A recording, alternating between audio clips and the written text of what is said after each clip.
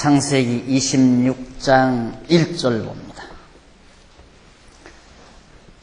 아브라함 때에 첫 흉년이 들었더니 그 땅에 또 흉년이 들매 이삭이 그랄로 가서 블레셋 왕 아비멜렉에게 이르렀더니 여호와께서 이삭에게 나타나 가라사대 애굽으로 내려가지 말고 내가 네게 지시하는 땅에 거하라. 이 땅에 유하면 내가 너와 함께 있어 네게 복을 주고 내가 네 이 모든 땅을 너와 네 자손에게 주리라. 내가 네 아비 아브라함에게 맹세한 것을 이루어 네 자손을 하늘의 별과 같이 번성케 하며 이 모든 땅을 네 자손에게 주리니 네 자손을 인하여 천하 만민이 복을 받으리라. 이는 아브라함이 내 말을 순종하고 내 명령과 내 계명과 내 율례와 내 법도를 지켰음이니라 하시니라.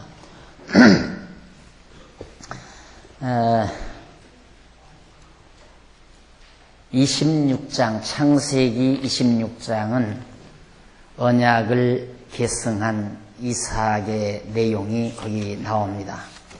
그러니까 앞에서는 하나님께서 그 줄기를 조금 보시려면 앞서 내용을 우리 조금 살펴보는 게 좋을 것 같습니다.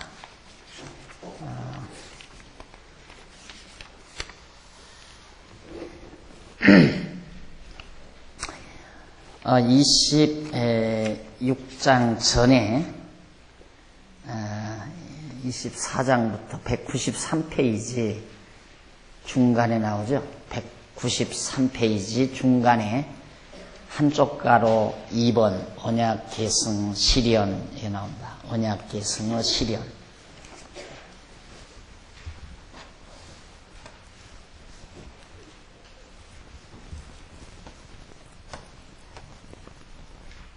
언약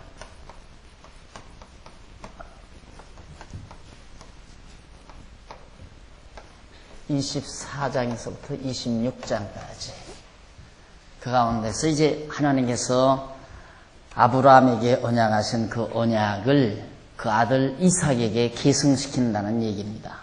예, 아브라함에게 하나님께서 네 후손에게 이 땅을 주고 가나안 땅을 주고 그리고 번창해서 큰 민족을 이루어 다스리게 해주마, 이 귀한 언약을 하나님께서 아브라함에게 했잖아요.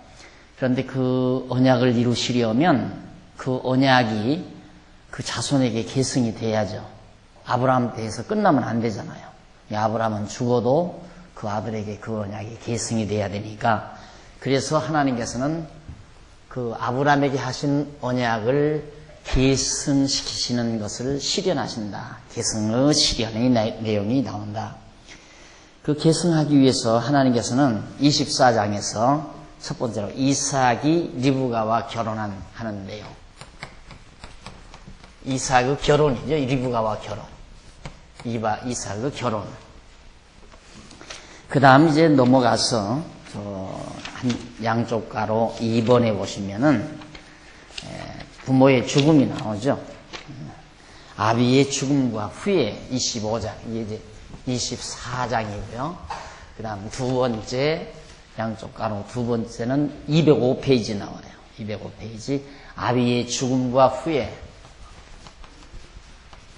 아비의 죽음과 후에, 그 후손이라 이 말이죠. 25장에 나옵니다. 자, 그러니 하나님께서 언약 계승의 실현을 위해서 생육하고 번성하려면 이삭이 결혼해야 돼요. 아브라함의 아들 이삭이 결혼을 해야 되잖아요. 그리고 결혼했으니까 이제는 아버지가 필요 없죠. 아브라함이 필요 없죠. 이미 언약이 다 계승 실현이 가능해지니까. 그래서 아비는 죽습니다. 그래서 죽고 그 후손이 어떻게 되어 있는가를 그 후예들에 대해서 쭉 설명한 내용을 지난 우리가 25장까지 공부를 한 겁니다. 그 다음 이제 오늘 배우는 것이 세 번째로, 양쪽 가로 3번, 세 번째로 언약을 계승한 이삭.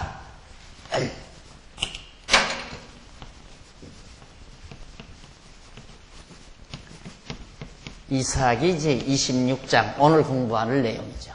그러니까 하나님께서는 아브라함에게 언약하시고 그 언약을 그 후손에게 계승시키시는 것을 실현하시는데, 그러기 위해서 이삭을 결혼시키시고 생육하고 번성케 하려니까, 그리고 이제 그 아비는 죽고 그리고는 언약을 이삭이 계승하게 됩니다. 지금 오늘 봉독해 드린 26장 1절로 5절에 보면 여호와께서 이삭에게 아비의 언약을, 그러니까 아브라함에게 한 언약을 계승하도록 하시는 내용이 거기 나와요. 그러니까 성경이 이렇게 줄거리를 잡아서 논리적인 흐름을 잡아서 이해를 하면 아주 간단하고 명료하게끔 되어 있어요. 그러나 뭐 이삭 결혼하는 걸 왜 알아야 되나? 뭐 때문에 아브라함 죽는 걸 우리가 알아야 되는가? 뭐 하나님 경외하고 살아도 아브라함은 늙어서 죽는데, 뭐 이런 생각. 도대체 그의 아들의 후예가 뭐가 그렇게 중요해서 우리는 알아야 하나? 도대체가 알 수가 없잖아요. 자, 그러나 우리가 이 하나님께서 당신이 언약대로 이루시는 여호와임을 계시하기 위해서는 아브라함에게 언약하시고 그 언약대로 이루기 위해서 그 아들 이삭에게 언약을 계승하는 내용이다. 그것이 24장부터 26장이다 하고 줄거리를 딱 의미를 파악하고 보니까 성경이 너무너무 명쾌하고 확실하고, 과연 하나님은 언약대로 이루시는 여호와이시구나, 그 하나님을 계시하시는 하나님의 말씀이다 하는 것이 너무도 확실하고 분명하게 되는 겁니다. 그래서 뭐 어디는 빼고 어디는 넣고 어느 구절은 뭐 빼내버리고 어느 구절만 읽고 이렇게 성경 공부하는 게 아니라, 성경 공부는 전체적인 통째로 그 성경 전체의 내용이 가지고 있는 흐름을 잘 잡아서 이 중심 의미를 파악하는 것, 그것이 바로 성경을 올바르게 이해하는 겁니다. 그래서 이걸 가리켜서 이제 여러분들이 가지고 지난번에 공부했던 개론책이 바로 의미 분석 성경 개론이다. 의미적으로 분석한 성경 개론이다. 그러니까 우리는 언약 계승에 실현하지만은 의미 분석이 아니면 이삭의 역사, 그렇게 말할 수 있죠. 여기서 24장에서부터 26장까지는 이삭의 역사, 표면적인 내용만 파악한다면 그렇게 얘기할 수 있어요. 그건 내용 분석이에요. 그냥 내용을 분석한 거. 그러나 우리는 내용 분석이 아니라 그 내용이 가지고 있는 의미 분석이에요. 그 뜻, 그 의미가 무엇인가. 그래서 여러분들이 지난 기간에 공부했던 성경 개론 책, 그 책이 의미 분석 성경 개론이다. 그렇게 명명한 것도 그런 의미가 있는 겁니다. 그러니까 내용 분석은 모든 학자들이 다 해놨어요. 일반 성경학자들이 내용 분석 다 해요. 아브라함의 역사, 이삭의 역사. 여러분들 아마 뭐 아가베 성경이니 톰슨 성경이니 그 요즘 막 그 설명 많이 붙은 책, 그 성경책 여러분 보잖아요. 거기 보면 막 이런 식으로 이삭의 역사, 아브라함의 역사, 뭐 이런 식으로 야곱의 역사, 노아의 뭐 홍수 역사, 뭐 이런 식으로 제목을 다 붙여놨어요. 그건 백날 알아야 필요 없어요. 그게 무슨 의미가 있는지 알 수가 있어야죠. 그 홍수 일어났으니 어떻게 하란 얘기예요. 그러니까 간단히 말하면 죄지면 홍수로 멸망시키지 않느냐. 그러니까 죄지면 망한다. 이 말밖에 더 하겠어요?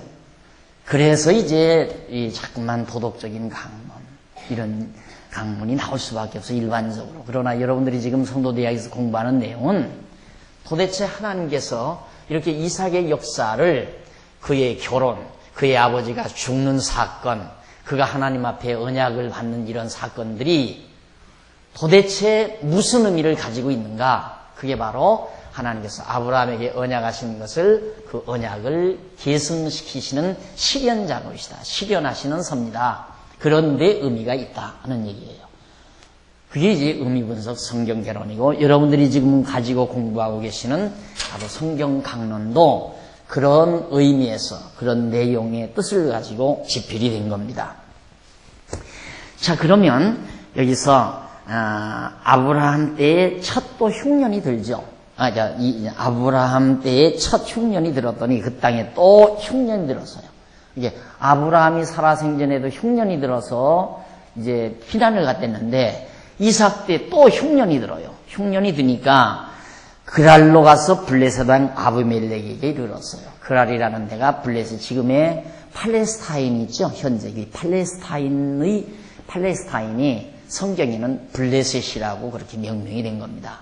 그러니까 현대 용어로 팔레스타인인들이 살고 있는 그랄이라고 하는 지방으로 이삭이 피난을 간 거예요. 그러니까 흉년을 피해서. 그러니까 하나님께서 이삭에게 말씀하시기를 너 절대 더 밑으로 남방 쪽으로 더 내려가면 애굽이잖아요. 에집트. 그러니까 그 남방 쪽으로 내려가지 말고 그냥 그 땅에 거기 머물러. 블레셋은 바로 그랄이라는 곳은 바로 가나안 땅 옆이니까 가나안 땅에 같이 공제해 놓은 곳이니까. 그러니까 그 땅 떠나지 말라 이거예요. 그 이유가 뭡니까? 그 이유는 하나님께서 일찍이 이삭의 아버지 아브라함에게 그 가나안 땅,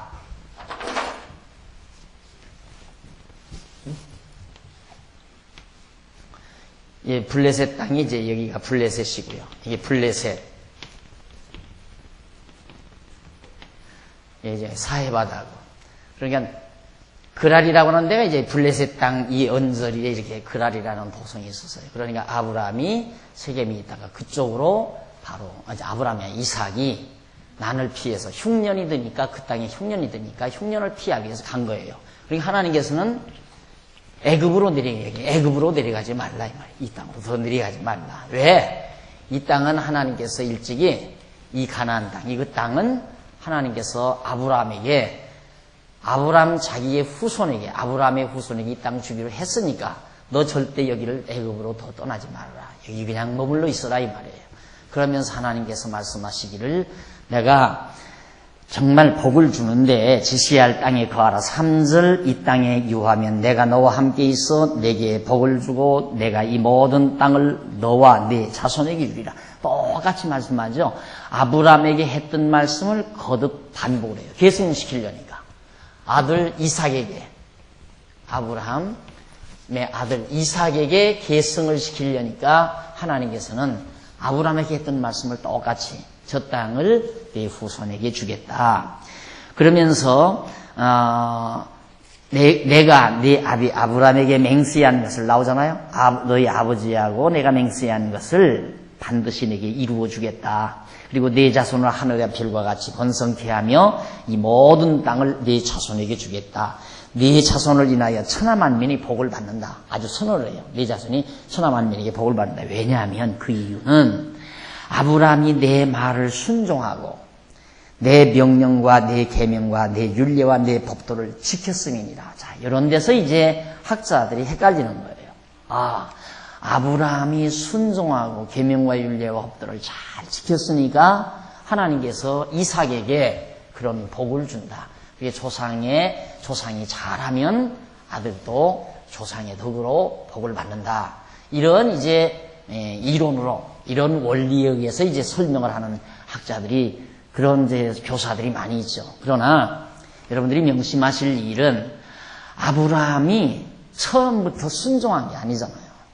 물론 하나님께서 갈대아우르로 떠나라 했을 때 아브라함이 와요. 그런데 지난번 아브라함 강의했을 때 여러분 들어보셨지만 네 독자 이삭을 갖다 바쳐라 했을 때 그 순종하는 것은 믿음이 없는 아브라함이 안 믿잖아요. 네 자손, 네게서 날 자가 네 후사가 되리라 그러니까 나 이제 나이가 이렇게 많은데 무슨 내게서 아들이 낳습니까? 지금 내게서 길 이우는 자나 잘 자라게 해 주십시오. 그랬단 말입니다. 그리고 아브라함이 웃고 또 그 아내도 웃고 그런데 하나님께서 내년 이맘때 아들 난다. 그런데 정말 아내의 배가 불러오고 그래서 이삭이 낳았다 이 말이에요. 그래서 순종하는 거예요. 믿음이 오니까. 그러니까 순종이라고 하는 것은 믿음이 올 때 순종이 오는 거죠. 그러니까 하나님께서 믿음을 주어서 믿음의 순종을 낳게 하는 겁니다. 그러니까 제사들이라니까 제사드리고 하나님이 명령하시는 대로 아브라함이 다 순종하고 왜? 믿어지니까. 오라면 오고 가라면 가고 이게 다 하나님께서 아브라함에게 택한 언약 자손이기 때문에 그에게 믿음을 주어서 순종하며 주의 계명과 율례대로 살도록 하나님께서 섭리하신 거란 말입니다. 그러니까 뭐가 앞선 거냐? 하나님이 아브라함에게 믿음을 준 것이 앞선 거냐? 하나님에게 순종하는 것이 앞선 거냐? 10번도 하나님이 아브라함에게 믿음을 준 것이 앞서는 거죠. 하나님이 아브라함에게 믿음을 주어 순종케 하신 것이지, 아브라함이 순종함으로 하나님이 아브라함에게 믿음을 준 것은 절대 아니다 이 말이에요. 그래서 아브라함도 믿음으로 말미암아 의롭다함을 얻은 거고, 믿음의 조상이 됐다는 것도 하나님께서 아브라함에게 믿음을 주어서 순종하고 계명과 율례와 법도대로 하나님이 살게 하신 것이다. 그러니까 성경을 통째로 흐름을 따라서 잘 이해를 하면 이제 제가 말씀하는 대로 이해가 가지만, 구절만 딱 떼가지고, 자, 오늘 아침에는 창세기 26장 1절로 5절까지 봉독하겠습니다. 되게 그러잖아요, 교회에서 아침 주일 설교할 때. 그래 놓고는 여러분 보십시오. 이삭이 이렇게 복을 받은 것은 그의 아버지 아브라함이, 이삭의 아버지 아브라함이 하나님께 순종하고 율례와 법도와 규례대로 잘 지켜 행했기 때문에 하나님께서 그에게 복을 준 겁니다 하는 얘기입니다. 그런데 문제는 마지막에 동사에 지켰음이니라 하는 내용입니다. 지켰음이니라. 하나님께서 지켰다라고 하는 그 말, 214페이지 한번 보십니다. 214페이지. 214페이지 어디서 보느냐면, 어디서부터 보냐면, 제일 위에 줄 뒷부분에 보시면, 예를 들면, 거기 나와요. 214페이지 제일 상단의 뒷부분, 예를 들면, 여호와의 언약의 말씀이라든가, 할례라든가, 아들의 자보를 동족에게 맞이하는 것이라든가 하는 것들을 말한다. 그런데 이 내용을 얼핏 살피게 되면, 아브라함의 도덕적인 행동 조건에 의하여 이삭에게 언약이 이루어지게 된 것이라는 의미로 이해될 수가 있다. 그냥 깊이 없이 아브라함이 율례와 법도와 규례를 지켰으므로 이삭에게 복이 내렸다. 그래서 아브라함의 행동 조건에 의해요. 아브라함이 선한 일을, 또한 순종하는 행동을 조건으로 아들에게 복을 준 것처럼 우리가 받아들일 우려성이 있다 이 말이죠. 그러나, 자, 거기서 보십시다. 그러나 이 내용은 그러한 의미가 절대로 아닌 것이다. 행동 조건이 아니에요. 왜냐하면 여기서 내 법도를 지켰음이니라 하는 말, 뒷부분 동사 나온 거 있죠. 5절 끝부분. 지켰음이니라는 내용 중에 지키다라는 동사는 히브리 원문으로 샤마르란 말이에요. 샤마르, 거기 히브리 글자까지라도 자세히 써드렸습니다. 그러니까 히브리어를 우리가 모른다 하더라도 발음은 알 수 있잖아요. 그러니까 지키다란 말이 히브리어로 샤마르라는 말인데, 그 뜻은 행한다는 의미가 아니라, 뭘 행한다 그런 의미가 아니에요. 그런 의미가 아니라 보호하다 또는 보존하다는 뜻으로 이해되어야 할 동사라는 말입니다. 그러니까 지키다, 우리는 지키다 하면 그 사람이 안식일을 지키다 그러면 안식일에 주일날 이렇게 나와서 일하지 않고 그렇게 행동한 것을 안식일을 지킨다고 그러잖아요. 근데 지키다라는 말은 샤마르란 말이라서 보존하다, 간직하다 그 말이에요. 그러니까 하나님께서 아브라함에게 언약하신 이 말씀을, 하나님께서 아브라함에게 언약하신 말씀을 잊지 않고 그걸 잃어버리지 않고 항상 간직하고, 마음속에 간직하고 그 말씀을 늘 보존하고 있었다, 그런 뜻이에요. 그러니까 너희 아버지는 계속, 아브라함은 계속해서 하나님께서 말씀하신 모든 율례와 법도와 모든 말씀들을 잊어버리지 않고 항상 간직하고 지키고 있었기 때문에 내게도 그 말씀 그대로가 전수되는 거다 이 말이에요. 아브라함이 그러니까 받았던 그 복을 잘 간직해서 지금 이삭에게 전수하는 거다, 그런 뜻입니다. 그러니까 행했다란 말이 절대 아니다. 샤마르란 말은 지키다, 보존하다 이 말이, 잊어버리지 않고 도둑맞지 않고 잘 보존하다, 이런 의미의 말입니다. 그러니까 이런 데서 항상 그냥 얼핏 넘어가면, 보십시오. 아브라함은 율례를 지켰습니다. 계명을 지켰습니다. 주의 말씀을 지켰습니다. 여기 이제 5절 끝부분에 5절에 이는 아브라함이 내 말을 순종하고 내 명령과 내 계명과 내 율례와 내 법도를 지켰음이니라. 여호와의 율례와 법도와 계명이 이게 모세 때 왔는데 생각해 보십시오.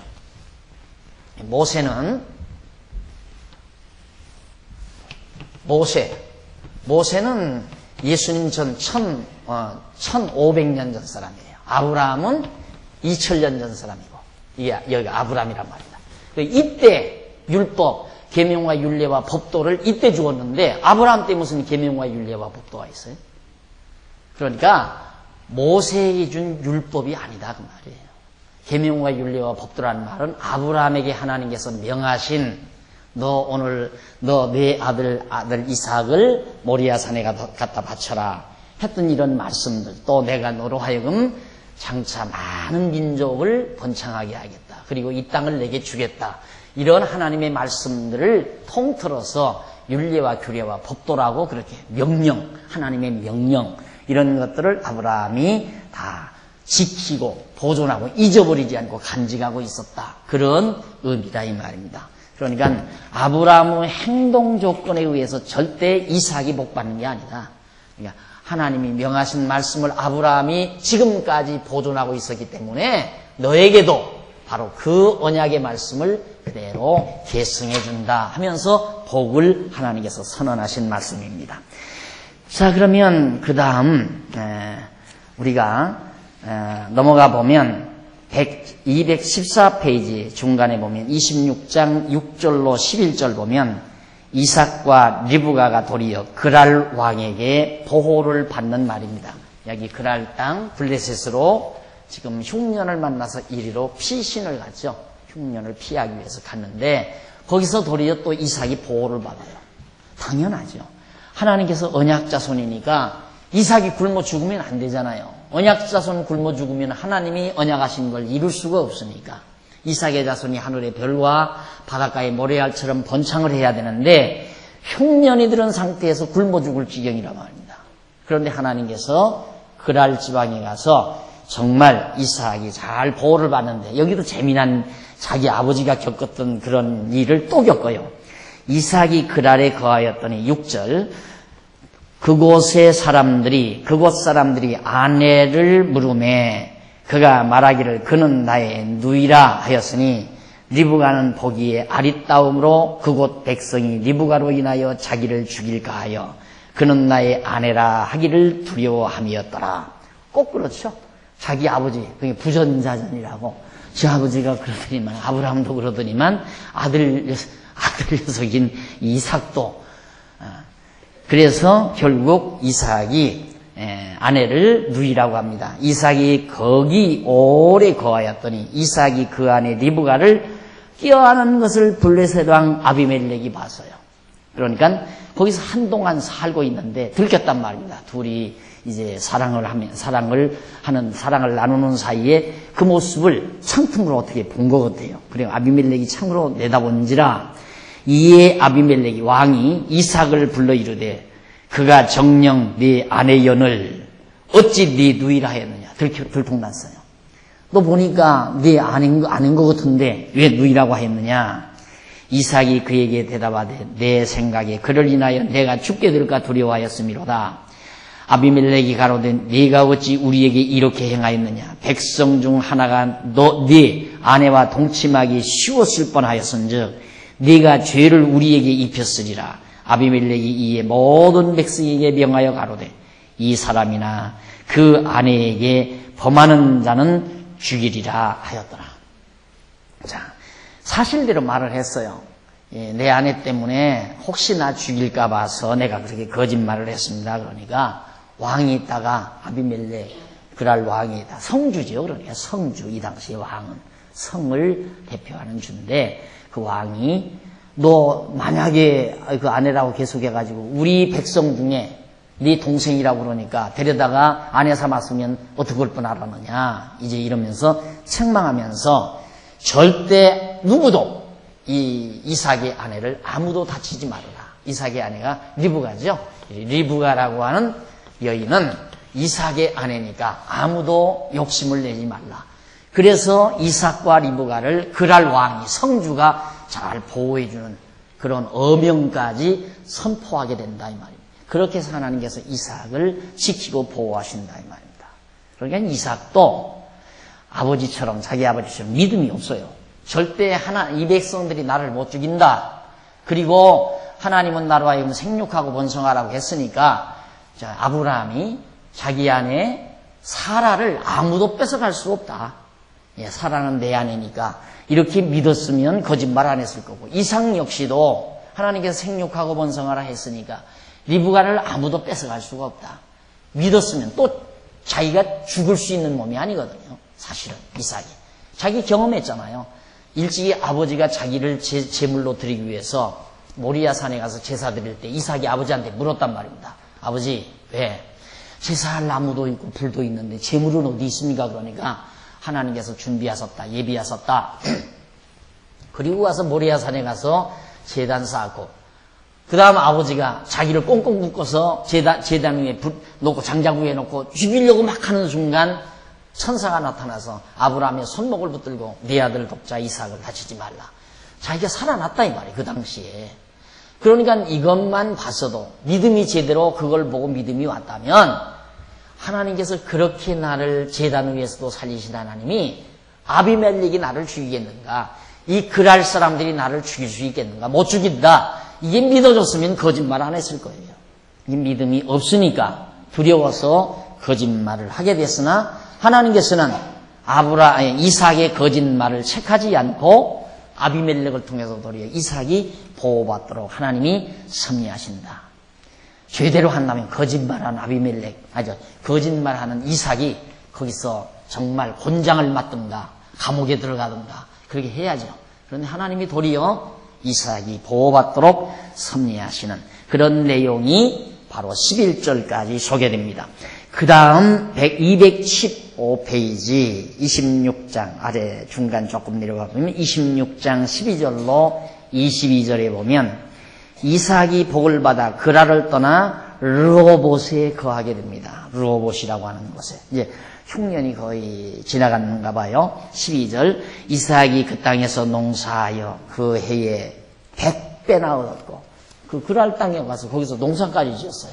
농사까지 지어가지고 그 보호를 받은 거죠.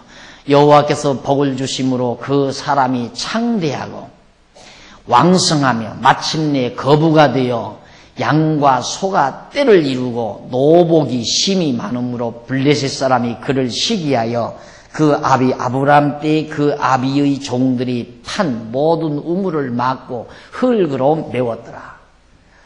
아니 지금 가난뱅이가 난을 피해서 흉년을 피해서 지금 일로로 잠시 와서 지금 나그네처럼 머물러 있는 인간이 갑자기 어떻게 왕의 성주 그랄왕 아비멜렉의 보호를 받아서 경작할 땅도 오고 거처도 오고 그래가지고 농사를 지면 질수록 농사도 잘 되고 짐승을 먹이면 계속 짐승들도 낙태하지 않고 새끼가 잘 난다 이 말.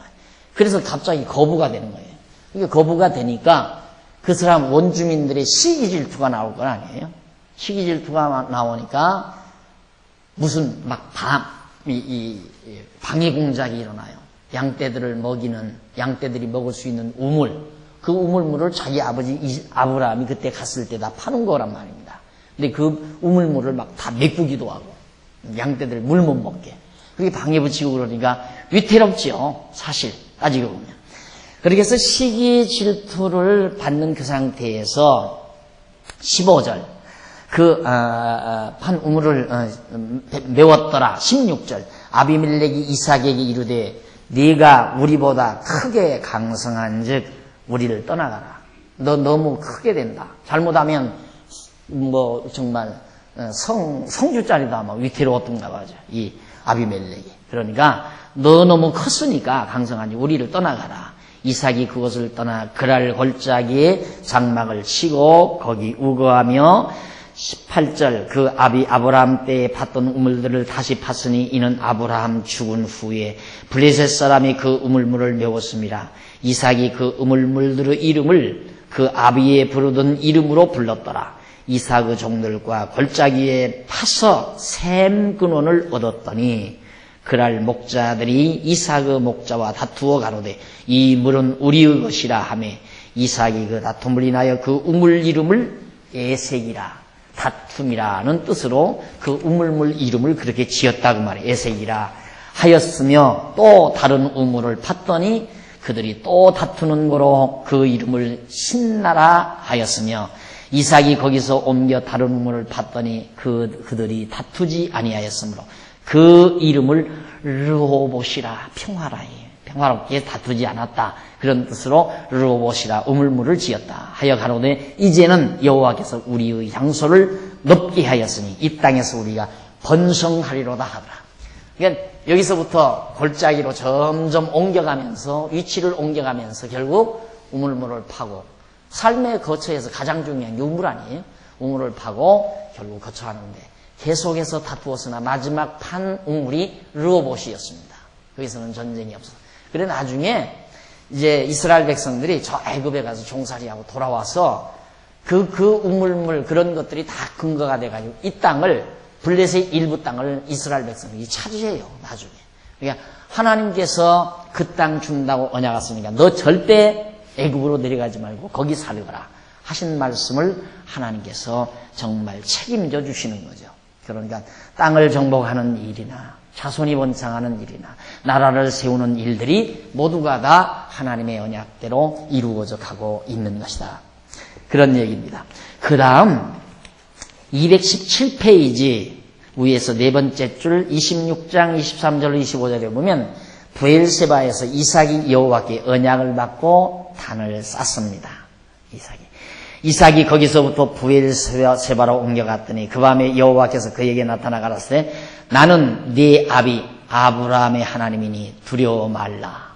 갑자기 하나님께서 밤에 나타나서 사자로 나타나서 두려워 말라. 나는 네 아비 아브라함의 하나님이다. 그러니까 아브라함에게 나타나서 언약하셨던 그 하나님이니까 절대 두려워하지 말아라 하면서 하시는 말씀이 두려워하지 말라. 내 종 아브라함을 위하여 내가 너와 함께 있어 내게 복을 주어. 아브라함을 위하여란 말은 아브라함과 맺으신 이 언약을 이루시기 위하여라는 의미로 우리가 받아들이면 틀림이 없습니다.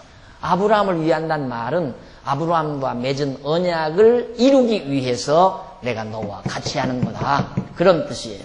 그러니까 아브라함을 위하여 내가 너와 함께 있어 내게 복을 주어 네 자손으로 번성케 하리라 하신지라. 이삭이 그곳에 단을 쌓아 여호와의 이름을 부르고 거기 장막을 쳤더니 그 종들이 거기서도 우물을 팠더라. 브엘세바 유명한 곳입니다. 이 브엘세바도. 그러니까 거듭 말씀드리지만 성경을 지역적으로만 딱 보면 복 준단 말이 참 많잖아요. 여기서 복 준단 말이. 자, 여기도 보면 내가 너와 함께 있어 내게 복을 주어 네 자손으로 번성케 하리라 하신지라.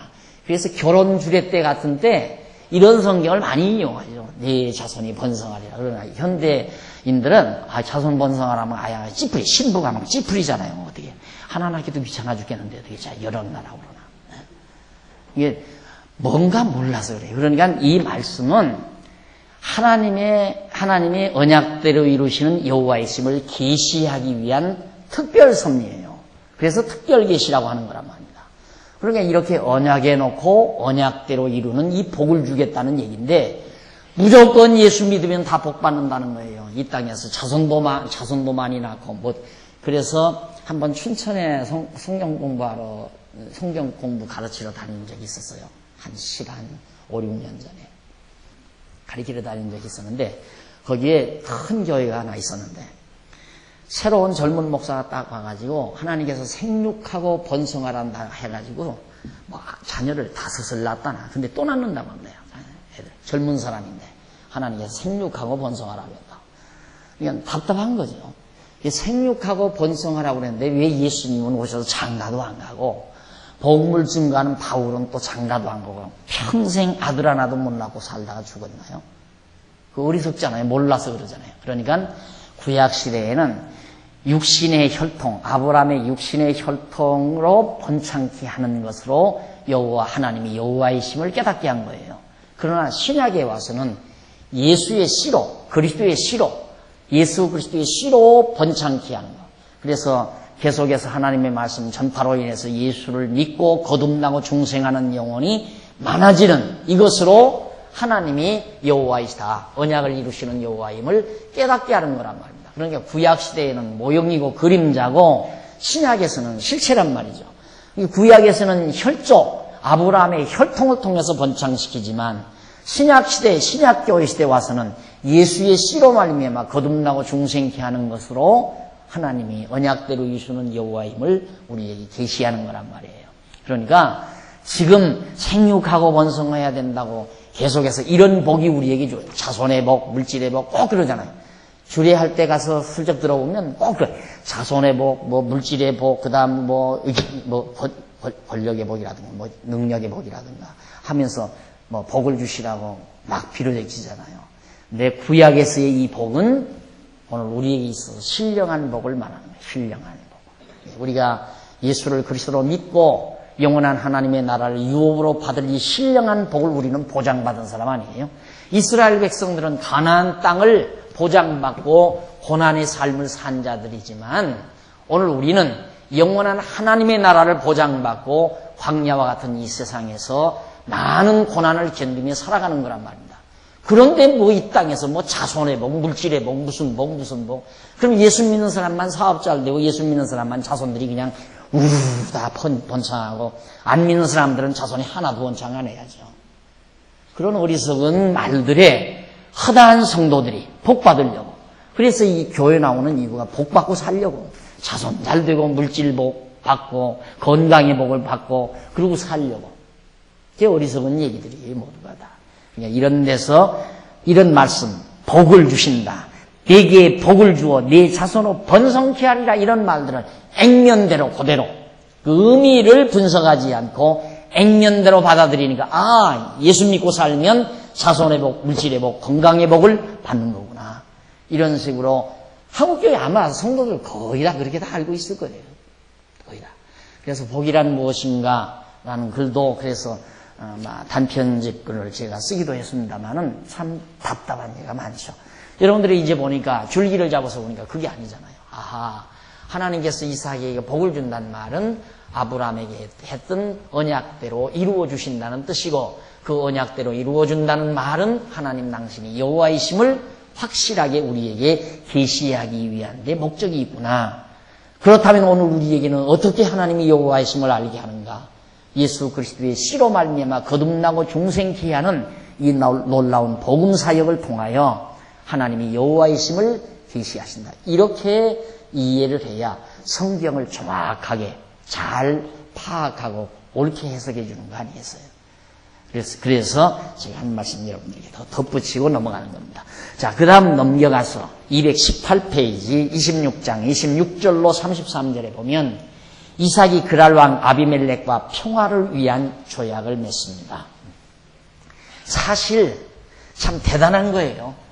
아브라함이 지금 갈대아우로 해서 이렇게 와가지고 나그네로 여기와 머물렀잖아요. 완전히 객지거든요. 왕따 당할 충분히 사실은 왕따 당할 인간일 수밖에 없잖아요. 다 가나안 족속들이고 아브라함은 셈의 후손으로 피부빛도 다르고 모형도 다른데 그런데 아브라함이 겨우 이제 이삭 하나 낳아가지고 이삭이 여기를 갔는데 갑자기 이제 이삭이 번창을 했어요. 제물로도 번창을 해가지고 적어도 여기에서 터줏대감처럼 살고 있었던 그랄 왕이 우리 앞으로 전쟁하지 말고 서로 평화롭게 잘 살자. 서로 상대가 왕의 상대가 됐다 이 말이에요. 이삭이. 그만큼 하나님께서 이삭을 견고하게 했고 이삭으로 하여금 번창하도록 하나님이 이삭에게 복을 주셨다. 그런데 이런 말을 들으면 우리는 이삭이 복받은 데 관심이 있다니까. 그게 문제예요. 거기서 성경이 어두워지는 거예요. 성경을 성경대로 못 보는 이유는 언제나 그러잖아요. 집 지키라고 개를 갖다가 잘 밥 줘서 길러놓으니까 이놈의 개가 도둑놈이 와가지고 고기 덩어리 하나 턱 던져주니까 거기에 빠져들어가서 고기 물고 뼈 물고 그냥 씹느라고 도둑님이 담 넘어 들어가서 도둑질해 가는 거 다 모르고 사는 것처럼 우리 인간들이 하나님 앞에 그럴 경우가 있다 이 말이죠. 하나님께서는 내가 여호와다. 나는 하나님 여호와다. 나를 잊지 말고 나를 경외해라. 이런 목적으로 하나님께서 언약대로 복을 주어 살게 했는데 주신 복에 개처럼 고기 덩어리에 그냥 푹 빠져가지고 거기에 취해서 사니까 하나님 여호와 잊어버리고 만다 이 말이죠. 그게 답답한 거예요. 그러니까 학자들이 왜 평생 동안 머리가 허옇도록 연구실에 앉아서 성경 보는데 왜 성경을 모르는가? 그렇게 빠져들어가니까 그런 거예요. 그렇게 빠져들어가니까. 이삭이 복받아 사는 거 그거와 나와 무슨 상관이 있어요? 따지고 보면. 그러니까 나와 상관이 없으니까 이삭이 이렇게 복받은 것처럼 우리도 복을 받습니다. 이렇게 설교할 수밖에 없잖아요.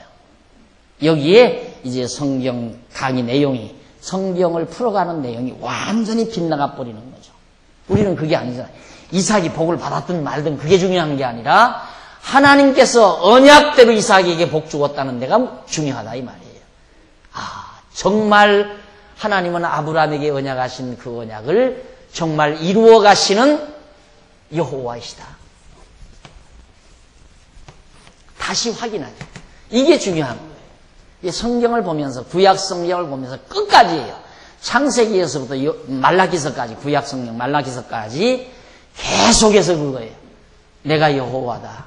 이 하나 확실하게 심어주기 위해서 잊어버리지 않고 지키기 위해서 여호와의 심을 지키기 위해서 우리 마음속에 우리 생각 속에 그러기 위해서 계속 성경 말씀이 우리에게 계시되는 겁니다. 그러니까 성경을 읽다가 아무리 이삭이 별하별 복을 받고 영화를 누려도 그쪽으로 빠져들어가면 안 돼요. 그쪽에 취해버리면 안 된다. 왜 하나님이 이삭에게 복을 주셨을까? 일단 그렇게 접근했을 때 아버지가 잘해서 이삭에게 복을 주었구나. 그렇게 되면 이제 여러분 자손 때라도 잘 자손이 잘 되도록 여러분이 하나님 앞에 충성하십시오. 이렇게 나오는 거죠. 이제 설교를. 그러나 우리는 그렇게 안 당하잖아요. 왜 하나님이 이삭에게 복을 주셨을까? 하나님이 아버지 이 아브라함에게 언약하셨기 때문에 그 언약을 이루기 위해서. 그러면 하나님은 언약을 왜 이루시는가? 당신이 언약대로 이루시는 여호와이심을 우리에게 알게 하려고. 전혀 딴 데로 나오죠. 여기에 바로 우리 성도대학의 생명이 있어요. 성도대학에서 공부하는 그 교재의 생명이 바로 이 부분에 있다 이 말이에요. 그러니까 가다가 이쪽으로 빠지느냐 아니면 올바로 빠지느냐. 이 결론을 성경을 보고 풀어갈 때 결론을 이쪽으로 결론을 맺느냐 이쪽으로 맺느냐 올바르게 방향의 앞부분에 정확하게 결론을 맺어주느냐 거기에 성경 강론의 생명이 있는 거라 이 말이에요.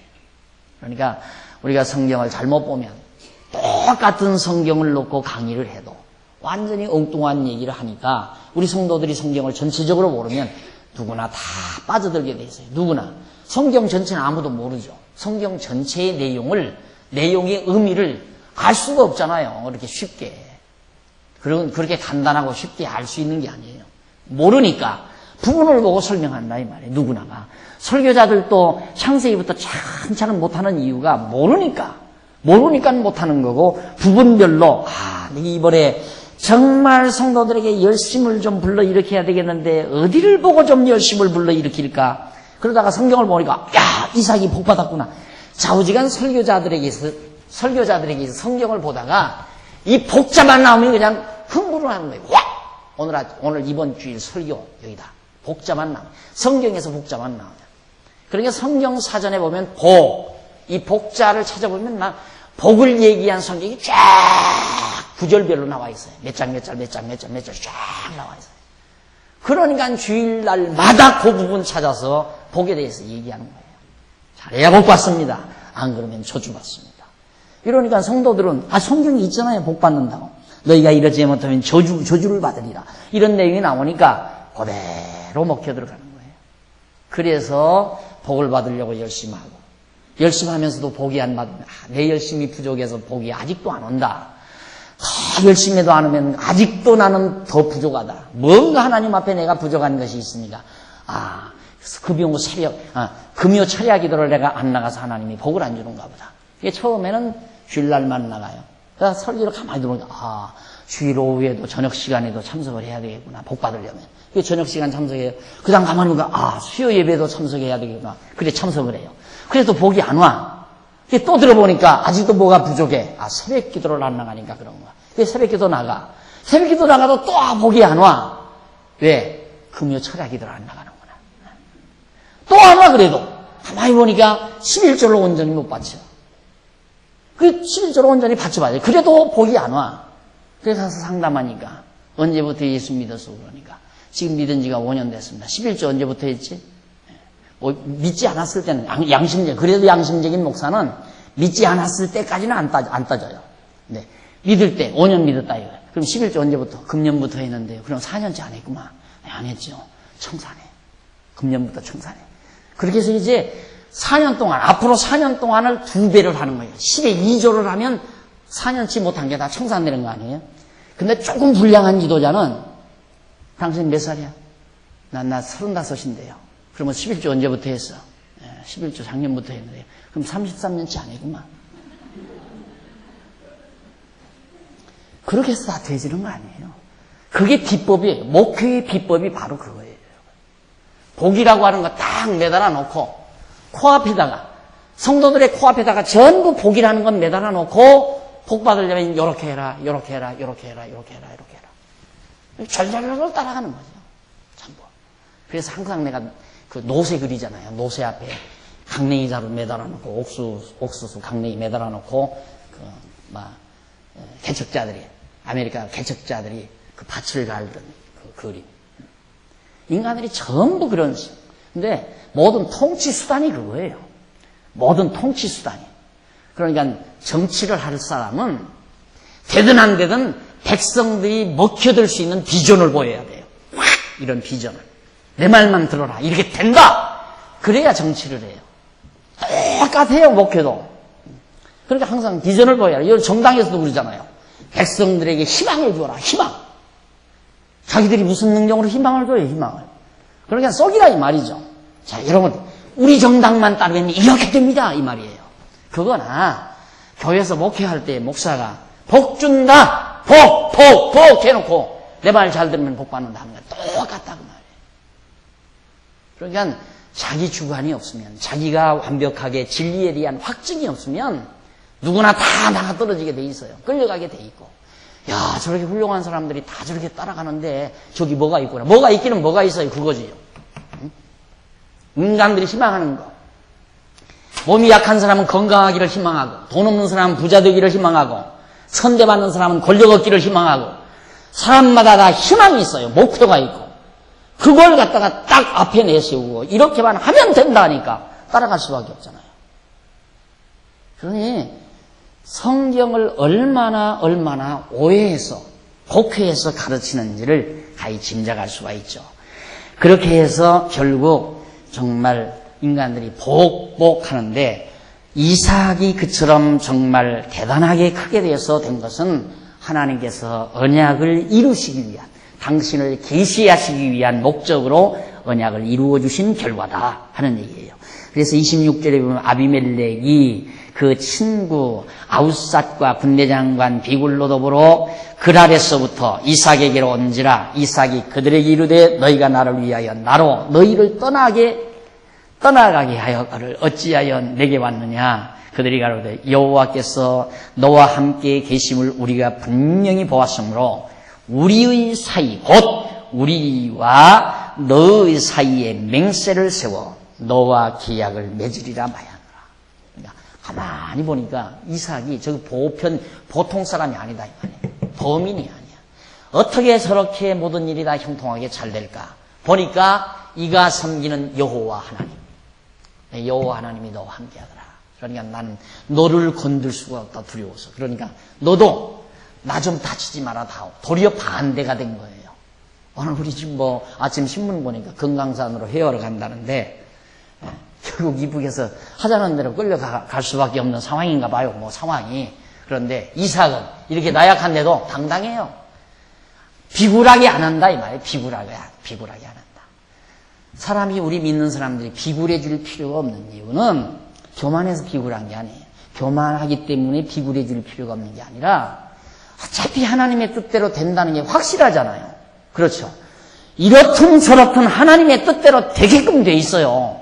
내가 믿는 하나님은 금강산에 가서 회를 하든 안 하든 어차피 이 나라 역사가 하나님의 가운데 정해져 있다 이 말이에요.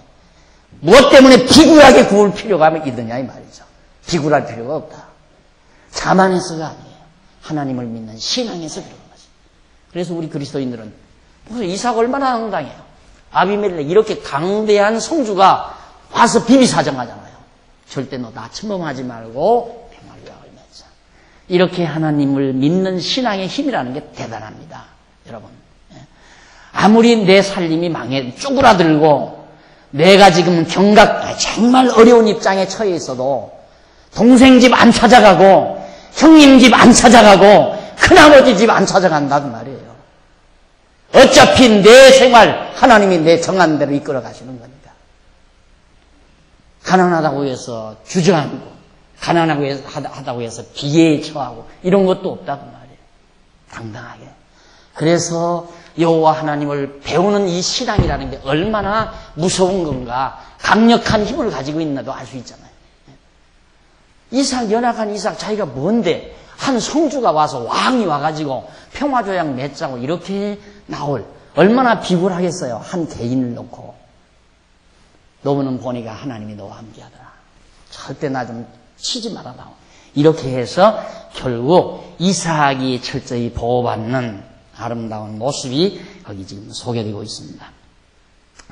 그 다음 거기 29절 너는 우리를 해하지 말라. 이는 우리가 너를 범하지 아니하고 선한 일만 내게 행하며 너로 평안히 가게 하였음이니라. 이제 너는 여호와께 복을 받은 자니라. 30절 이삭이 그들을 위하여 잔치를 베풀매 그들이 먹고 마시고 아침에 일찍 일어나 서로 맹세한 후에 이삭이 그들을 보내매 그들이 평안히 갔더라.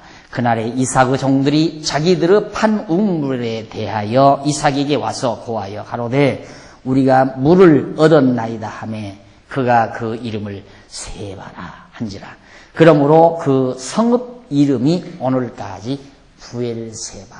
그 성읍의 이름, 그러니까 평화조약을 맺고 거했던 그 우물을 팠던 그 우물의 이름을 세바라 해서 성읍 이름을 부엘세바다 그렇게 지었는데 이 말씀을 기록할 때까지 그 땅 이름이 부엘세바다. 이게 사실이라고 말이에요. 이게 거짓말 누가 만들어낸 얘기가 아니라 역사적인 사실이다. 여기 기록된 이 말씀이. 그러니까 봐라. 저 땅 위에 부엘세바라는 이름을 가졌겠느냐 그 말이죠. 이게 우리나라 땅도 그러잖아요. 이게 우리나라 지방 이름도 다 동네 이름들이 다 있잖아요. 뭐 신공님은 신공이를 왜 신공이라고 했나. 그 도사가 또 지나가다가 여기 보니까 와 정말 이 새로운 곡창지대다 해서 신공이다 이런 식으로 막 이름을 지었다. 뭐 이런 것들이 다 동네 마을에 전설이 있어요. 이게. 그것들이 다 이름과 사실을 증명해주는 내용들이죠. 어떻게 동네 이름이 그렇게 마련이 되겠어요? 누군가가 지나가면서 한마디 한 것이 그 지방 이름이 되고 그렇게 해서 온 것처럼 여기도 부엘세바라는 말도 그런 뜻이다 이 말이죠. 그 다음 219페이지 26장 34절로 35절에 보면 에서의 아내 헷족속의 딸들이 부모의 근심이 되는 내용이 나옵니다. 에서가 40세에 헷족속 브리엘의 딸 유딧과 헷족속 엘론의 딸 바스맛을 아내로 취하였더니 아내를 둘이나 얻었어요.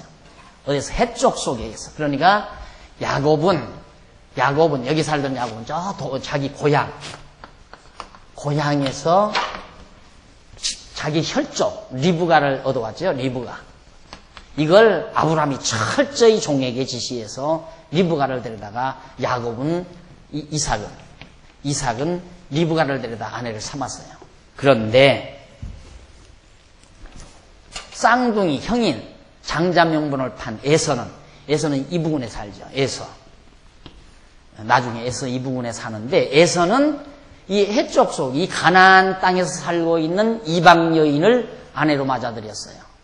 헷족속 여인을. 여기 헷족속들이 사는데. 이게 둘을 데리다가 아내로 삼았는데 그들이 이삭과 리브가의 마음의 근심이 되었더라. 그래 놓으니까 이 이방 여자가 이삭과 리브가를 늘 괴롭히죠. 그럴 거 아니에요? 이 에서의 아내 두 아내가 이삭과 리브가에게 가시가 되고 또 근심 걱정거리가 되고. 왜? 결국 동화가 되게 만드니까 이 땅 백성과 동화가 되면 안 되거든요. 이스라엘 백성, 이삭은 하나님의 택한 백성, 구별된 백성이어야 되는데 이 원주민들과 동화가 되면 안 되는데 에서가 바보처럼 해쪽 여인을 둘을 데려다가 아내로 삼았어요. 결국 그 후손이 그 에서의 후손들이 바로 지금 난장판을 피우고 있는 바로 이슬람 족속들의 한 족속으로 지금 딱 끼어들어가 있는 겁니다. 이 에서의 후손들이. 자, 이렇게 해서 결국 에서와 야곱이 정반대의 길로 야곱은 정말로 야곱이란다. 이삭은 계속해서 번창을 하고 에서는 정말 고통거리가 되고 이게 이제 하나님께서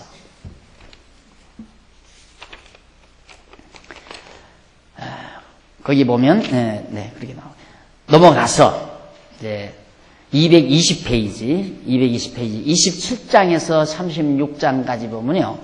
거기는 야고보 언약 계승입니다.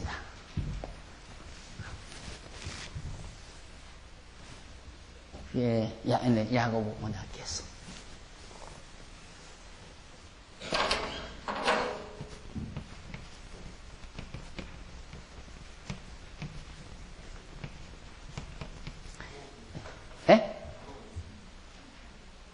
야고보 언약 계승.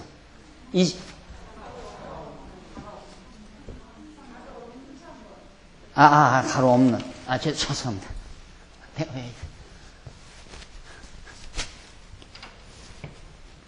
가로 없는. 예. 이삭까지 언약이 계승됐죠? 이삭. 언약 계승 준비해가지고 다 언약을 계승했습니다. 이제는 이삭의 아들 야곱의 언약, 야곱에게 언약을 계승하는 작업이 27장에서부터 28장까지. 이게, 아니, 36장까지죠.